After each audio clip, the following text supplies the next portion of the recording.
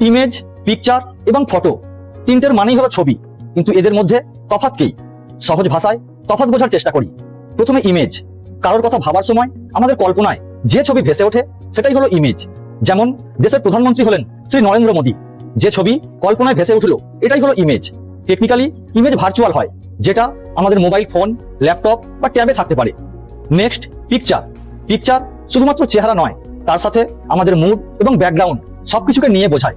যেমন আপনি তাজমহলের সামনে ছবি তুলছেন, আপনি চাইছেন ব্যাকগ্রাউন্ডে তাজমহল দেখা যাবে এবং আপনার জয়ফুল মুডও দেখা যাবে, এটা হলো পিকচার।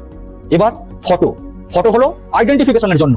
কোনো সরকারি ডকুমেন্টে আমাদের যে চেহারা দেখানো হয়, যেমন passport, voter I card, Aadhaar card ইত্যাদি, যেটা থেকে আমাদের পরিচয় জানা যাবে, এটা হলো ফটো। কোথাও ঘুরতে গিয়ে আমরা বলি একটা ফটো তুলে দে, ফটো না বলে বলবো পিকচার, কারণ আমরা সেই জায়গাটাও দেখাতে চাই, আবার আমাদের মুডও দেখাতে চাই। ইনফরমেশন ভালো লাগলে শেয়ার করতে পারেন।